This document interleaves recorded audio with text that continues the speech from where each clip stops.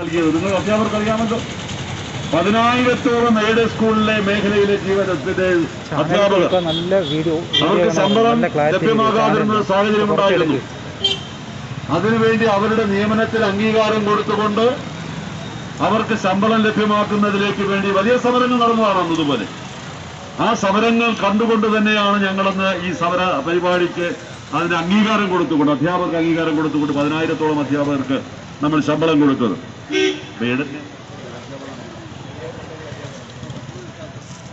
Approval കിട്ടാത്ത 5,000-ത്തിലധികം അധ്യാപകർ ഇവിടെ ഉണ്ട്.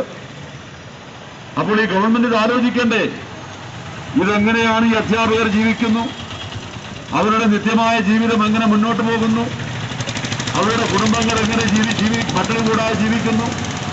അപ്പോൾ അങ്ങനെയുള്ളൊരു സാഹചര്യം വന്നപ്പോഴാണ് അവർ ഓട്ടോറിക്ഷ വരെ ഓടിക്കുവാൻ വേണ്ടി BEdും M.Edും PGയും ഒക്കെ പാസ്സായ നമ്മുടെ അധ്യാപകർ പോകേണ്ടി വന്നത്. കൂലിവേലയ്ക്ക് ദിവസവേതനത്തിന് പോകേണ്ടി വരുന്ന സാഹചര്യം വരികയാണ്. ഇപ്പോൾ അതാണ്ട് കോവിഡിന്റെ കാലഘട്ടത്തിൽ ഇന്നിവിടെ സാനിറ്റൈസർ കച്ചവടം നടത്തുകയാണ്. കാരണം അതിൽ നിന്നും കിട്ടുന്ന തുച്ഛമായ വരുമാനം കൊണ്ട് എങ്ങനെയെങ്കിലും പട്ടിണി കൂടാതെ ജീവിക്കണ്ടേ.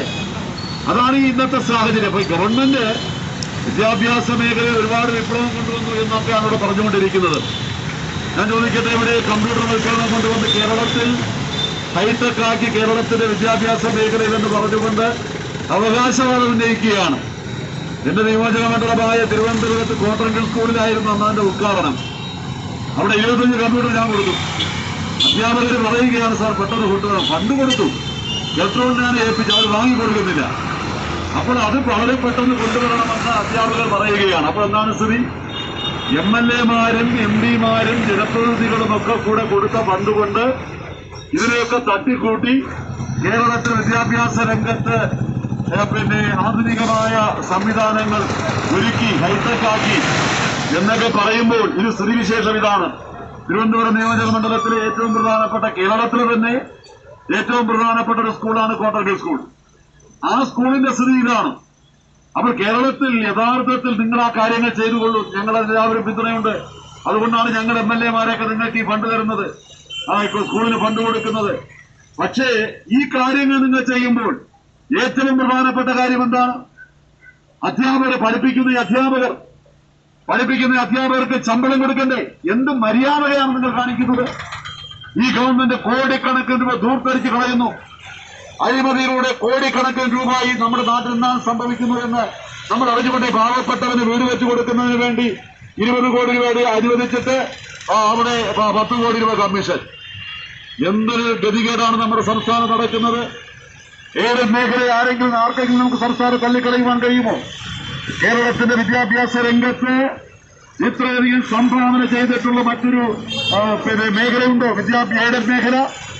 ആ എയ്ഡഡ് മേഖലയിൽ ജോലി ചെയ്യുന്ന അധ്യാപകർ, PGയും പോസ്റ്റ് ഗ്രാജുവേറ്റ് കോഴ്സുകളും അതുപോലെയുള്ള പാസ്സായിട്ട് ജോലി ലഭ്യമായിട്ടുള്ള അധ്യാപകർ, അവർക്ക് അടിയന്തരമായി ശമ്പളം ലഭ്യമാകുന്നതിലേക്ക് വേണ്ടിയുള്ള നടപടികൾ ഉണ്ടാകണം. സർക്കാർ ഇവർക്ക് ശമ്പളം എങ്ങനെ കൊടുക്കണമെന്ന് നമുക്കറിയാം. ഇവിടെ ശമ്പള പരിഷ്കരണ കമ്മീഷന്റെ എല്ലാ കാര്യങ്ങളിലും അധ്യാപക വിരുദ്ധ സമീപനമെടുക്കുന്ന ഒരു ഗവൺമെന്റാണ്. സർക്കാർ മേഖലയിലെ ജീവനക്കാർക്കെതിരായി നിലപാട് സ്വീകരിക്കുന്ന ഒരു ഗവൺമെന്റാണ്. നാടിന്റെ വികസനമാണെങ്കിൽ സർക്കാർ മേഖലയിലെ ജീവനക്കാരെ അവരുടെ അവകാശങ്ങൾ സംരക്ഷിക്കണ്ടേ? സ്കൂളുകൾ നേരെ ജോലി നടക്കണമെങ്കിൽ അധ്യാപകർക്ക് ആവശ്യമായി അവർക്കൊരു ശമ്പളം കൊടുക്കണ്ടേ?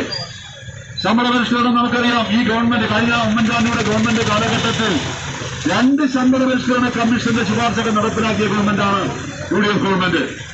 ഇവിടെ ഇവര് വന്ന് ഇപ്പോൾ ശമ്പള പരിഷ്കരണ കമ്മീഷൻ വെച്ചു, അത് കാലാവധി നീട്ടിക്കൊടുത്തു. ഇതുവരെ കൊടുത്തിട്ടില്ല.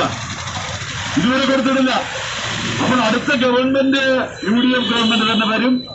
അടുത്ത ഗവൺമെന്റ് തലയിലാക്കാമെന്ന് പറഞ്ഞുകൊണ്ട് നീട്ടി. ഇനി എത്ര ദിവസമുണ്ട് ഈ ഗവൺമെന്റിന്? ഇപ്പോൾ ഡിസംബർ ആദ്യവാരം പഞ്ചായത്ത് തിരഞ്ഞെടുപ്പ് വരും. അപ്പോൾ ഈ ഒരാഴ്ചക്കുള്ളിൽ തന്നെ ഇവിടെ പ്രോട്ടോകോൾ വരും. അപ്പോൾ അങ്ങനെയുള്ള ഒരു സാഹചര്യം വരുമ്പോൾ പിന്നെ എത്ര ദിവസമുണ്ട് ഈ ഗവൺമെന്റിന്? 2 മാസം വരും. പിന്നെ ജനുവരി ഫെബ്രുവരി മാസം കഴിയുമ്പോൾ ഈ സർക്കാരിന്റെ കാലാവധി തീരുന്നു.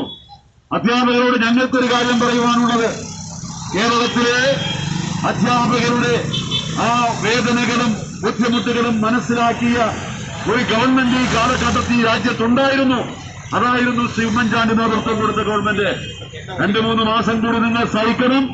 സഹിച്ചാൽ ഈ സർക്കാർ നിങ്ങൾക്ക് ശമ്പളം നൽകിയില്ല എങ്കിൽ എല്ലാ ആനുകൂല്യങ്ങളും ഉൾപ്പെടെ അടുത്ത UDF ഗവൺമെന്റ് അധികാരത്തിൽ വരുമ്പോൾ നിങ്ങൾക്ക് ശമ്പളം നൽകുന്നതിലേക്ക് വേണ്ടിയുള്ള നടപടികൾ സ്വീകരിക്കുമെന്ന് ഞാൻ ഈ അവസരത്തിൽ സൂചിപ്പിക്കുവാൻ ആഗ്രഹിക്കുകയാണ്.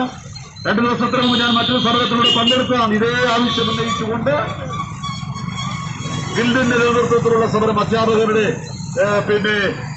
ക്രിസ്ത്യൻ മാനേജ്മെന്റ് ഏറ്റെടുത്ത സമരം, അത് 20-ാം തീയതി അഭിമന്യ പിതാവ് ഉൾപ്പെടെയുള്ള ആളുകൾ തിരുവനന്തപുരത്ത് സെക്രട്ടേറിയറ്റിന് മുന്നിൽ സമരം നടത്തേണ്ടുന്ന ഗതികേട് വന്നിരിക്കുകയാണ്.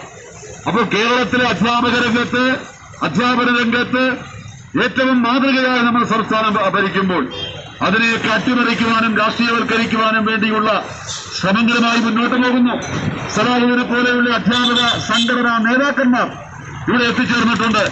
അവരെയൊക്കെ അധിക്ഷേപിച്ചുകൊണ്ട്, അവരെയൊക്കെ അപമാനിച്ചുകൊണ്ട് മന്ത്രിമാർ തന്നെ പ്രഖ്യാപനങ്ങൾ നടത്തി, പ്രസംഗം നടത്തിയത് നമ്മൾ കേരളത്തിലെ ജനങ്ങൾ കണ്ടതാണ്. അപ്പോൾ അത്തരത്തിലുള്ള സാഹചര്യം നിൽക്കുമ്പോൾ അധ്യാപക സമൂഹത്തിന് വേണ്ടി ശക്തമായ ഏറ്റവും വലിയ പോരാട്ടം നടത്തുന്ന സംഘടന നമ്മുടെ മുന്നിലുണ്ട്. ശ്രീ സലാഹുദ്ദീന്റെ നേതൃത്വത്തിൽ മുന്നോട്ട് പോകുന്നത്. അവരുടെ എല്ലാവരുടെയും പിന്തുണയുണ്ടാകും. നിങ്ങൾക്ക് ജനാധിപത്യ വിശ്വാസികളുടെ എല്ലാവരുടെയും പിന്തുണ നിങ്ങൾക്കുണ്ടാകും. ആ പിന്തുണ ഞാനും ഈ അവസരത്തിൽ പ്രഖ്യാപിച്ചുകൊണ്ട് നിങ്ങളുടെ സമരത്തിൽ എല്ലാവിധമായ അഭിവാദ്യങ്ങളും നേരുന്നു. ഈ ചടങ്ങ് ഉദ്ഘാടനം ചെയ്ത് അറിയിക്കുന്നു. നന്ദി, നമസ്കാരം, ജയ്.